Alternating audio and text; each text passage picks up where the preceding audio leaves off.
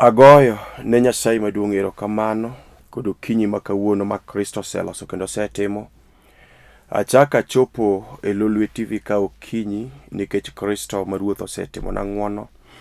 Omiya thuolo ni nyadichiel kendo mondo achak akelie wach Nyasaye kod okinyi ma Jumapil ni. Nyasaye no osebedo Ruoth, aseneno Nyasaye no kotimo ng'wono madongo. Omiyo an kod gimomiyo anyalo gone Ruoth ni erokamano. In bende ang'eyo ni in kod gima inyalo gone Ruoth ni erokamano kod okinyi. An maloso kodi iluonga Bishop Joseph Odindo. Ajaseme kakelo kit Mikai. An wuod mosenindo Bishop Odindo, Patrick mosenindo kod Elena Keyo manyaka Julukonya. Abiro ka mondo alerie kuom wach Nyasaye. Yiena mondo asom weche ariyo mondikie Muma, bang'e awach kodi wach ma Ruoth osemiya kod okinyi. Wach mokwongo adhi somo e buk mar Ruodhi mar ariyo, 6 chako somo 13 nyaka 17. Bang'e abiro dhi somo buk mar Tij Ote. Buk mar Ruodhi mar ariyo 6, 13 maluwo. Ruoth nowacho negi niya, dhi uru mondo udwar kuma entie, eka naor ji odhi omake. Negi nyise ni en Dothan, omiyo nooro farese gi geche kod oganda lweny maduong'. Negichopo kuno gotieno mi giluoro dalano. Kane ng'at Nyasaye ochiewo gokinyi, nowuok oko moneno oganda lweny man gi farese kod geche koluoro dala. Jatichne nowachone niya, Ruodha wadiwo, ti watim ang'o? Nodwoke niya, kik iluor, nimar jowa ng'eny moloyogi. Eka Elisha nokwayo Ruoth Nyasaye niya, asayi yaw wang' jali mondo onen. Ruoth Nyasaye noyawo wang' wuowino mi oneno got kopong' kod farese kod geche mag mach karito Elisha. Wach machielo adhi somo e buk mar Tij Ote. Tij Ote 16 chako somo 19. Muma luwo niya, to kane joma nyakono tiyonegi ofwenyo ni yo magiyudogo ohala oserumo, negimako Paulo gi Sila mi giywayo nyaka ir jodolo e laru e dala.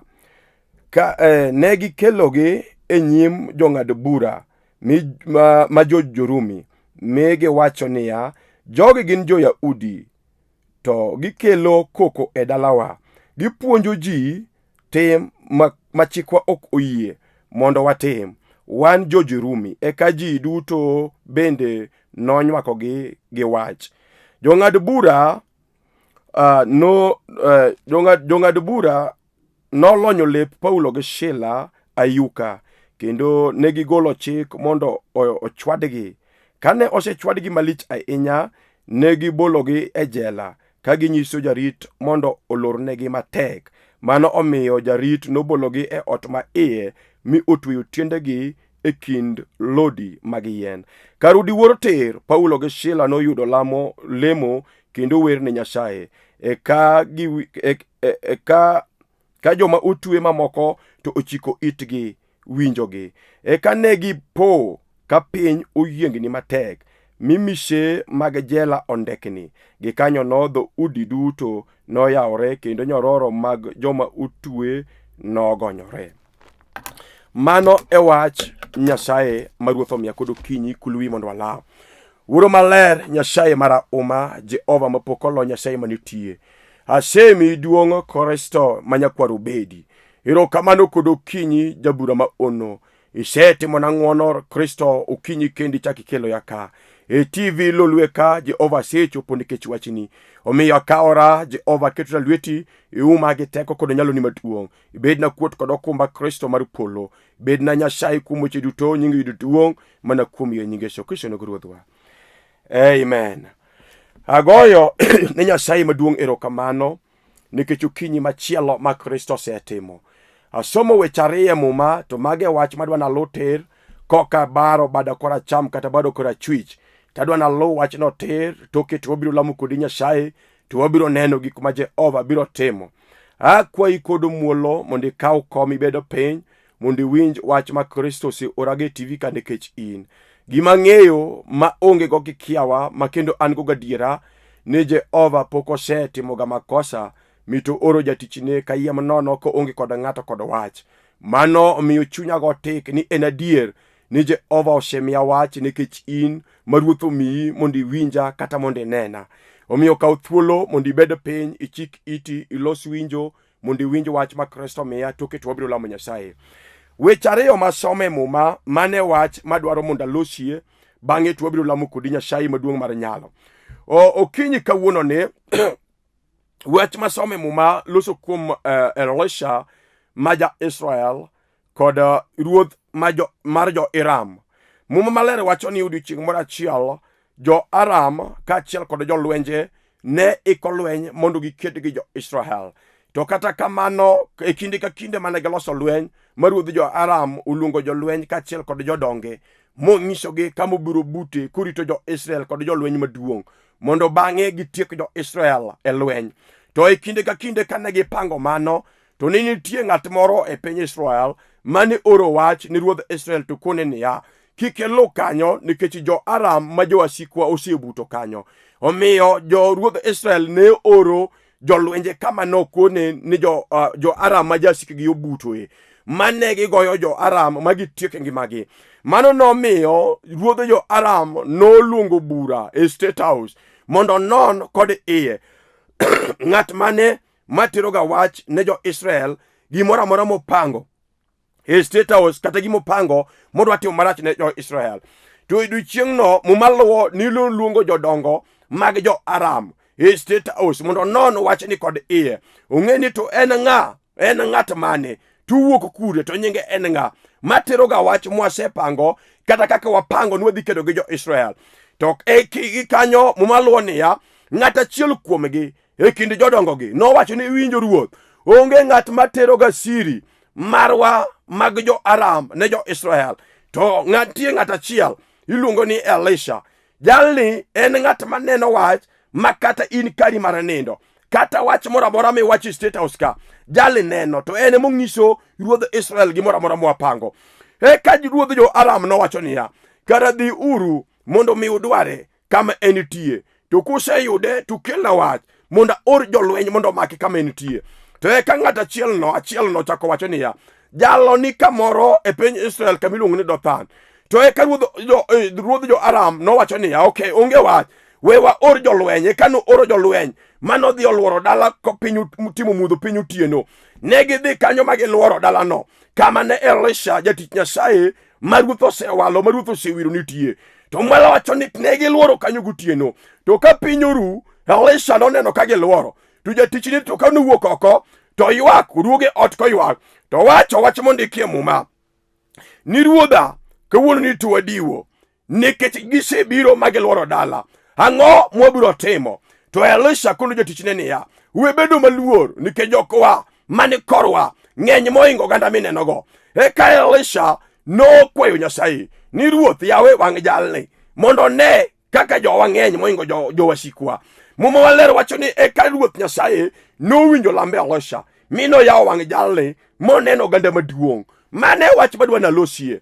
Nitie ji mang'eny kata kwaloso kudu kinyi, ji mang'eny ma wasigu nyose amalo moluoro oketo negi ageng'a maonge gima ber ma ginyalo timo. Ji mang'eny nyose ywak nadiera aparaj, ang'o manyalo timo? Okinyi kawuono kaloso mama nitie gimoro ma saboro setimoreni mosedhiri ng'eyo nikech wasigu malawi, wasigu medore pela kinde samoro ipenjo ni adier en ang'o madatim mondo mi alo wasika, en ang'o madatim nikech wasiki osemonji, giluoro dala nigi keto diere makata kinde dhako matimo ala, wasigu luoro andi makata timo ala, pesa miketo ala rumo te midong kod lwete kifwayo mipenji ni tadiera en ang'o manyalo timo nikech wasika ng'eny manade. Gima temo na timo maber to gini kethore aketha, gima temo na timo maber gini okuogna maber, en ang'o manyalo timo? Elisha jatich Nyasaye en ofwenyo kuom Nyasaye to wacho ni jatichne miluongo ni Gehazi,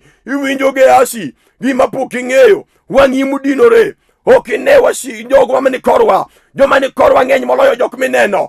iwinjo dhako gimomiyo ng'ato nyalo ywak nikech pok ofwenyo kuom Nyasaye. Ka ng'ato mosewar, jal moseware mosewacho ni Yesu Kristo war chunya ni jaricho, murito wach Nyasaye obedo maler, urito wach Nyasaye obedo maleo, jalo Nyasaye holo malaika mag polo, mag lweny, mag kedo, luoro jalno makata ka wasigu amalo, gibedo wasigu mag dala, gibedo wasigu mag gweng', gibedo wasigu mag mier, gibedo wasigu maluore kuom remo mochwado lwetgi ni gik mabeyo kinyalo ne. Omero wasigu go kobiro to yudo ka jok moluori ng'eny moingogi, jok moluori roteke moingogi. Mane gima notimora. Elisha jatich Nyasaye en jal maneno gik mopondo. Hang jo Aram koiko lweny mondo kedo gi jo Israel. Wan gi ji mang'eny makata kawuono kalusu kodi kinyi wasiki oseiko lweny, gihiko mondo gimonji. Omera ng'ato nego manyi Yesu, jal manyalo rito ng'ato makata ka wasigu amalo, kata bed na oke oro gik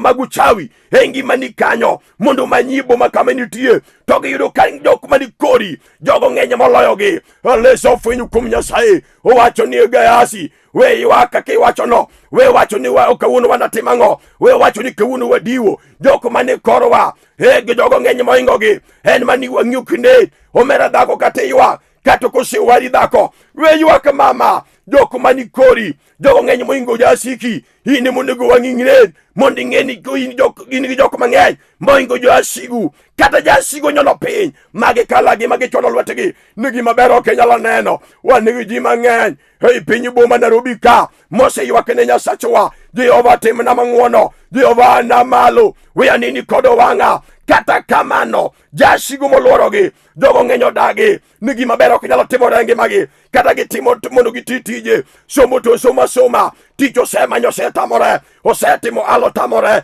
osedhi kuonde duto, rieko mage manyo mag somo manyo yudogo digri, moyudogo PhD. Jehova manitie Nyasaye nyalo goli oko makata wasigo dagi ni barupe manyiyagi sikul, barupe manyiyagi kolej, wasigo seluri moketi diere maini kamora mora medhiye tikoni ni tich onge, kamora mora medhiye tikoni ni tich onge. To in jal mosomo manigi barupe mabeyo manyalo dugo tich, kata kamano jasigu mag dala nyochwado lwetgi mowacho ni kati somo kati bedo mariek manade, gik mabeyo mag sombi monego yudo lemo mag somo gigo kenyala yudo. Wan kod Nyasaye maratego, jal marahuma, jal mapok olo, iluongo Yesu manyakwar obedi, osana manyakwar Jesse, ene mapok oloye. Gima tek moseloye onge ng'at mosekedo kod Nyasaye, en dhako mane ndichuo mane madipiem kod Yesu ratego, jal maratego, jatendo lweny, iluongo Yesu ruodh kedo, jal manoketo yo alela e nyim jo Israel, motieko wasiki jo Israel e pi marataro. Kata kawuono kod okinyi ok ang'e wasiki dala maluwi e boma mochwado lwetgi ni gima ber ok nyalo neno. Omera kata kanisomo dong' ineno kiywago ang'e isiko ni apirach nikech kata yudo pesa lamore alama e lweti onge gima ber minyalo timo. Wang'i yiepo ka pesa orumo mipenjri na diera dong' inyo an ge pesa na otimo ang'o, pesa na orumo nade, ere kaka pesa na orumo kamibeti penjori tang'o madatim, ere ng'o madatim, adiwo manade. Kawuono kelo Yesu, jal minyalo goli e weche matek mag dala, jal manyalo goli e weche matek mag miye. Omera kada jochiende oramo magi goyo tach e dalani, magi goyo tach e odi, magi goyo tach e wandi, magi goyo tach e tiji, makada kitiyo kada katimo ala gima ber minyalo tim neno onge. Omera jaduong' kada kiranga dong' ineno dalani kanyo jochiendi oluoro, nyigi odagi dhi tedo, giyudo mana chuo machodo gi achoda to makedo gi to onge. Dong' ineno ka chuo gi yawuoti bende man mono magi kendo, onge dhako minyalo kende dalani, kokendi to tieko dweche ariyo to dhi chuo serengo, kata gimotime onge, kata gimotimo nyako onge, to nyako fundo aya. Jochiendi oluoro dalani kanyo, giwacho ni gima ber minyalo timora kanyo to onge. Kata nyithindo nyosomo, kata nyithindo noyudo PhD, kata nyithindo nyorwako gute manyo pamo matak mowacho ni koro geno sebiro, geno nonyopo kone nikech wasigu mag dala odagi. Kawuono nitiere Yesu, iluongo Yesu jabar, Yesu ruodh omuma, osana manyakwar Jesse, osana ruodh Galili, osana ma Nazaret. Ene kende man gi teko, ene ma wasiki oluore. Omera onegi fweny kuom Yesu. Omera dhako iwinja, ng'at monegi fmany en Yesu ja Galili, jal manosewal kudu polo no wale piny bende osewalo Yesu. En ema polo winje, en ema piny oluore. Iluongo Yesu ja-Galili. Osana nyakwar obedi, iluongo Yesu wuod Mariam. En ema en gi teko. Jodongo 24 nowalo Yesu, nowacho ni en ema oromo e kind polo te. En kende manoromo, en ema nowala. Nyasachi polo manochwe polo kod piny nokawo raba stamp mogoyo kuom Yesu. Owacho ni en kende ema ka ng'ato ringo mogoyo kuome to jalo yudo duto. Kata kuong magadala malawo imama mochwado lwetege ne gima ber ok nyalo neno. Dong pogi fwenyo kuom Yesu. Ukinyi awacho niya, ka ng'ato fwenyo kuom Yesu kata wasigu magadala biro sarenda. Ka ng'ato fwenyo kuom Yesu kata wasigu magadala biro gore muofu. Muma maler wacho niya, jogo noluoro dala. Elisha kowuok oko to yudo ka ji luoro dala, gibiro ga gutieno. Muma wacho niya, ne gichope dala no kudutieno. Ing'eni jochiende matiyo mier, jochiende matiyo dala, jochiende go ogiti dala godiochieng', gin gi joluro, gibiro ka piny otimo mudho, gibiro ka piny olal. Muma maler wacho niya, ang' giwuok ruodh jo-Aram oro jasigu mondo mak Elisha jatij Nyasaye. Muma maler wacho niya, ne giluoro dala no kudutieno. To ka piny oru to Elisha uchiwo yudo ka giseluoro dala. Dong ineno jochiende malawo ngimani giti gotieno, omiyo ok inyalo nindo. In otieno ne kochopo gotieno to tayo ok nyalo sime odi. In tayo liel nyaka piny ru. Ang'o matimora? Wasigu osebiro gi teko. Dininde nade, dibed gi kwe nade, to wasigu oseluori gichwado lwetegi ne gima ber ok inyalo neno. Apako Nyasaye maduong' mar nyalo. Osana ruodh muma en kende moromo. Kata ukinyi kawuono onge jala machielo, omiyo ruoth osemiya ng'wono. Ukinyi sani mondo alerie Yesu. Osana ma ja-Galili, osana ma ruodh muma, iluongo Yesu ma nyakwar obed. En ema en gi teko. Dong inyalo welo Yesu ukinyi mondo Yesu ogolie kuong' mag dala mag mier mag ran mag fu maluwi boma. Wan kod ji mang'eny makate boma ka gin gichamo gik mochagi kumodong', onge gima ber monyalo chamo. To eke ni boma Capital City mar Kenya omerang'o matimora. Dong jochiende mag dala odagi gin ginegi luwi, gino gichul nauli makate ibidho ndege, gino gichulo ndege makate idho gari mar barabara, gino giidho bagari, gin gichopo kamilwang' negi luwi e boma, negi maki mateka magichwado lwetgi ni gima ber ok inyalo neno, gima ber ok inyalo yudo. Kata in e boma piny dwar Jehova nitie, Nyasaye manyalo goli, manyalo gwolo kuong' mag dala. Ine mondo gimanyi Yesu ratego. Osana misinga ruodh muma, ene moromo, ene mowinjore. Onge jala machielo e bwo piny ka minyalo walo mak mana Yesu. Onge jala machielo e bwo piny ka minyalo walo mak mana Rabi. Emomiyo kudu kinyi kawuono Elisha ong'eyo Nyasaye manyo walo, Elisha ong'eyo Nyasaye manyo tiyone. Omiyo dwoko jatichne miluongo ni Gehazi kod chir, to wacho ni Gehazi niya, iwinjo Gehazi, we ywak, we wacho ni apwarach, we penjo gima dwatem, gima ng'eyo an Elisha ni jok mane korwa ng'eny moloyo jogo. Wang'i mudinore ok inyalo neno. Iwinjo dhako mowar kata jochiende sandi nitiere Yesu. Osana ruodh muma, osana ja-Nazaret, osana ruodh Galili. En ye moromo makata jochiende mag dala mag fu mag ran mag mier modagi mochwado lwetgi ni gima ber ok inyalo neno. Makata nyigi ma nyipuonjo nyithindo makulo dong' nono. Oa jochiende kanyo neno jochiende nyochwado lwetgi ni pul to dong' nono. Kata kamano kony to gibi konyo yi. Dong' ineno ka nyithindi opong'o Nairobi. Kata kamano seche moko kibede odi ineno ka nyithindi wuok e Nairobi, nyithindi jirendeni wuok e Nairobi, nyithindi nyiekeni wuok e Nairobi, nyithindi oweteni wuok e Nairobi koting'o boksi madongo, kata giwuok apango kuonde mopogore opogore. To chunye ilit kendo iwinjo ka chunye ywak ni an to nanyuola nade, ang'o manotimore e dalana. Kawuono nitie geno yudore kuom Yesu. Osana jalo manorier kawuono nitiere geno. Iluongo Yesu agola, jal manyalo golo dalani e kwamo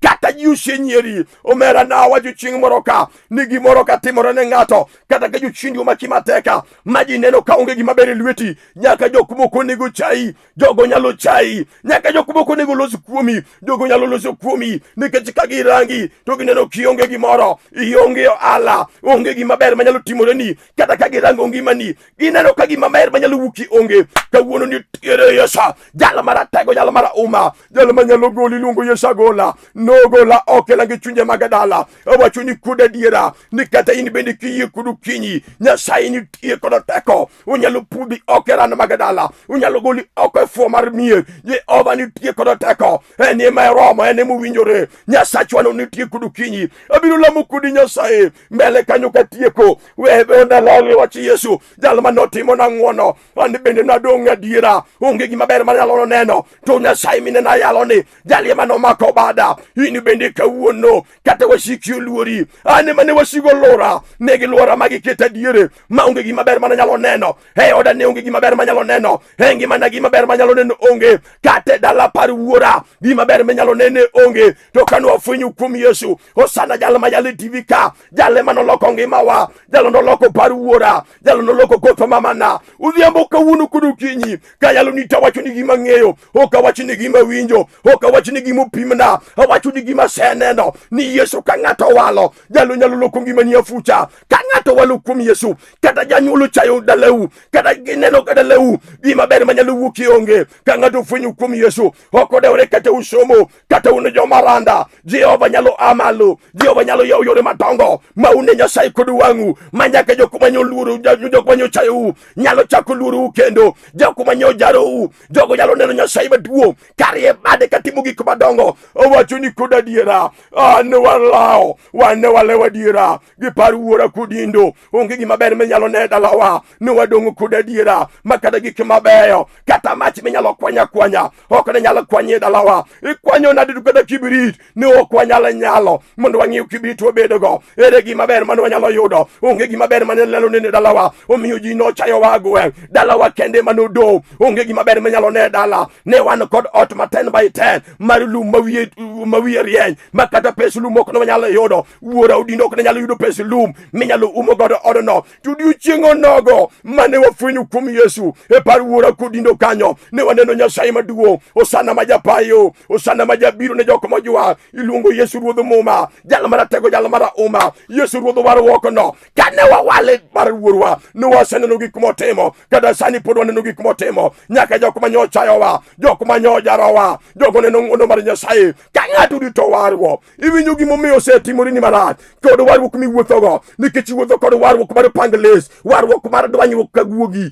nitiere warruok ma ng'ato nyalo rito warruok bed maler ma warruogi bed maleo ibed jalo moluoro Nyasaye to ibed jalo motang'ne richo Nyasaye nyalo animalo mine gik madongo mag polo ka Jehova timo ni ng'wono dong rito warruok motamo ji kawuono kod kinyi ka in ng'at mapok owar onego lam kodi warwo mondo ine Nyasaye maduong' mar nyalo e buk mar tij joote 16 kama somo muma maler wacho niya no mag Paulo kaachiel kod Sila moketie jela gimomiyo no makgi e piny e kuma ne gintie ne nitiere jo-Yahudi moko ne nitiere jo-Rumi e piny jo-Rumi kanyo Paulo gi Sila ang'o wuok mondo mi gidhi giler wach maber mar polo mabiro lere TV ka to ka nitie nyako moro mane kinde ka kinde ne luwo bang'egi to wacho ni jogi jotich Nyasaye gibiro lando no wach maber ne usiko kaluwo gi alowa to ka odiochieng' moro achiel Paulo nojoko kode mochiko jachien mani kuome ni winjo jachien mani kuome nyako ni haoko piyo ma jachien nowuok oko kane joruodhi mag jo-Rumo winjo ni jachien manyo kelo negi mwandu jachien manyo fulo wach to giyudo pesa kod dhahabu gik madongo nyoge yudo jachien Paulo gi Sila osegolo negi chokore magi manyo Paulo gi Sila manegi mako Paulo gi Sila kuom golo chuny mane ni kuom dhako ni manegi mako Paulo gi Sila mumalere wacho niya negi mako Paulo gi Sila magi tere e mbele jodongo eka jo-Rumi duto jodongo jo-Rumi duto nonywako ne wachni momiyo jang'ad bura nowacho negi niya uwinjo kauru Paulo kod Sila mondo uchwada inya kanosechwadgi marach eka bang'e ne ruoth ogolo chik mondo ketgi e jela mondo lornegi dhot ma iye mong'iso ja-askari ni winjo jogi rit matek kendo ritgi ahinya kendo gimoro amora kik giwuog oko mumaler wacho niya jarit kano winjo kamano nokoketegi gi oko nonyomgi e iye to kosenyomgi e iye notwe tiendegi kaachiel kod lwetegi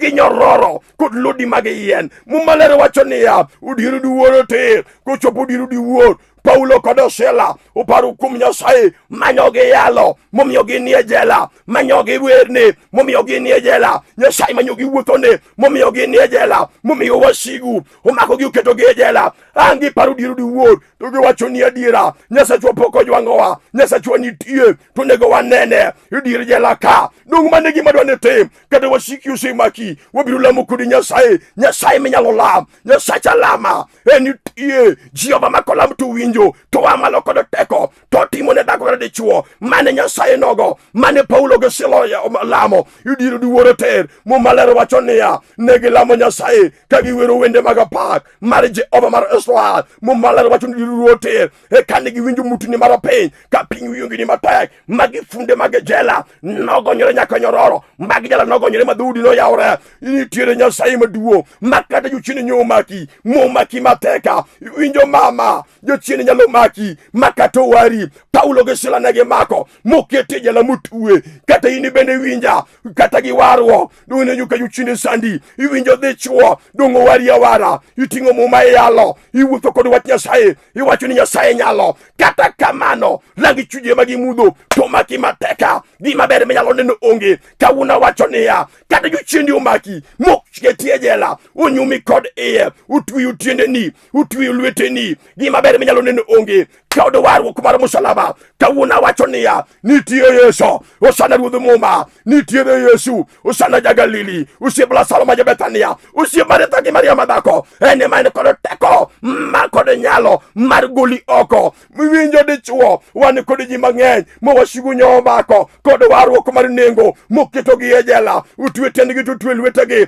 ma wigi nyowil kod pako Nyasaye. Omiyo kawuono kod okinyi giywake ka gimudo lal ka gipenjore ni adiera wadiwo manade, ang'o madwa tim, ere kuma dwa cho, ng'ano madiroswa biro kod wach mabar. Awacho ni niya ka ng'ato pako Nyasaye, pak Nyasaye kata shida ma intieno mondo ilam Nyasaye maduong'. Paulo gi Sila ok nodeo kata ka ginie jela, utwe tiendegi, kata ka ginie jela utwe lwetegi, to gifwenyo kuom Nyasaye jalo maratego, jalo marauma ma ibiro yalo nie TV. Iwacho ni kata wanie jela wabiro dendo Nyasaye, ok wabiweyo mokwa dendo. Kata ka wanie jela wabiro lamo Nyasaye, ok wabiweyo makwa lamo, nikech wan kod Nyasach alama, jalo makelamo to wani malo kod teko. Dong'ene masekele mondo walame kodi okinyi, mondo otimene dhako moro maber, otimene dichuo moro maber. Eno ja-adiera, ubiro siko ja-adiera. Enie ruoth higni 2021 mosekadho nowale, pod en ruoth nyaka chiel kawuono, ene pok owela. Iluongo Yesu ratego, osana ma wang'e dongo, Yesu ma wang'e otimo thole,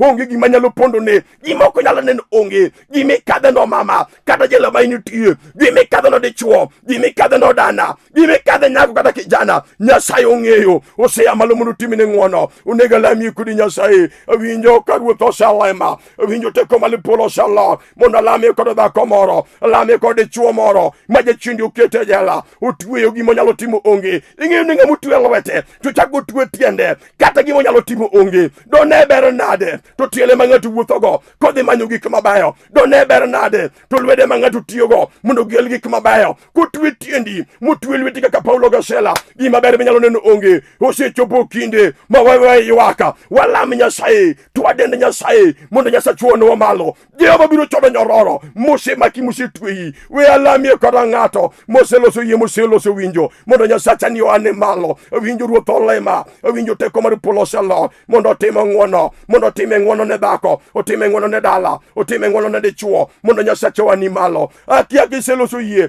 iwinja gima dwane tim, gima dwane tim yot miwuoro. En gochonge piny, kisomo TV, kinyalo rie lweti TV kanyo, tirie lweti TV, iwachi los kod Nyasaye, idende Nyasaye mondo Nyasaye wani malo, mondo goli jela. Yiena mondo lam kod Nyasaye. Wuoro malera mi duong', apaki kenda puoyi nikech Nyasaye manitie, jalo maratego, jalo mapok olo. Yesu na ine miwinjori, ne dhako ni wuora, ne dichuo ne mesinga, iyane gima loko da teko. Wegi ni jabura ma ono, itimne gi ng'wono jatend lweny, igole jela mar twech ma wasigu sekete, ma wasigu kete dalane. Jehova igonye Nyasaye, obedo thuolo kochakore kawuono, to obedo thuolo otho nikech Nyasaye manitie. Ami duong' nikech isewinja kendo isetimo, e nying Yesu Kristo ma ja-Nazareth. Amen. Agoyo ne Yesu maduong' erokamano, Nyasaye maduong' maseyalo, Jehova maduong' mosetimo ne ji ng'wono. Chunya ma iye ogone Kristo no duong', nikech en Nyasaye ma jaadier, osebedo jaadier. Gima dwaro ni mondo ibed kod yie ma onge kiawa. Muma wacho niya, ng'at ma onge kod yie ok nyal bedo malong'o ne Nyasaye. To ng'at ma dhi ir Nyasaye maduong' moloyo, mokwongo nyaka yie Nyasaye nitie, to en gi gik momiyo jogo madware. Koro yo moro amora midware Nyasaye, bed kod yie Nyasaye nitie, to gimi dwaro go Nyasaye no, ruoth ni godo kendo Jehova biro miyi. Bed kod yie ma onge kiawa, nikech Nyasachwa nitie. An kod nyinga na wacho, achaka nuo kendo, iluonga Bishop Joseph Odindo, mar Redeemed Ministries International, wan kod kanisa Kibera. An ng'at mosekendo, chiega iluongo Nyagem, kare na kinyi ma Nyagem yala. Jehova osegwedho kod nyithindo kanyo buora. Wan kod kanisa Kibera e Olympic, iluongo ni Redeemed Ministries International. Wan kod kanisa machielo e piny mar Siranga, motel ma jakwath makuri iluongo ni Pastor Eric ma wuod Ajego. Nyasaye mondo gwedho mang'eny. Kanisa makoni, Nyasaye gwedho Pastor Collins ma wuod Alego, kachiel kod jayandwa makanyo Simon ma nyathi Sisia. Jehova wauting'i malo. Nyasaye mondo gwedho mama na Ellen ma nyaka Julu konya, Kenya e piny Seme kanyo. Mama na dhi mbele kod tiyo tich Nyasaye. Nyasachwa jang'wono, ruoth biro ting'i malo. Mama na luoro nikech en manyo puonjo wach Nyasaye, omiyo wadongo kwang'e Nyasaye kendo waluoro Nyasaye. Ruoth oting'i malo. An kod ministry machielo bende atiyogo, iluongo ni Mana Ministries International. Mana Ministry International en migawo makonyo nyithi kiye to konyo mondo liete, to tiyo tije bende mang'eny. Kidwaro Mana Ministries International, kidhi e YouTube timanyo Missions of Mana. YouTube Missions of Mana. Facebook, kidhi e Facebook kanyo timanyo Mana Ministries International. Facebook Mana Ministries International. Kidhi e email timanyo manaoffice@yahoo.com. Email manaoffice@yahoo.com. Namba gi mar simo en 0718 930 182. 0718 930 182. An maloso kodi Joseph Otieno Odindo. Namba mar simo 0720 31 6052. Airtel 0788 43 91 18. Nyasaye mondo gwedhu, Jehova mondo ting'u malo, nyaka odiochieng' machielo wanachak warada ka. Shalom. Amen.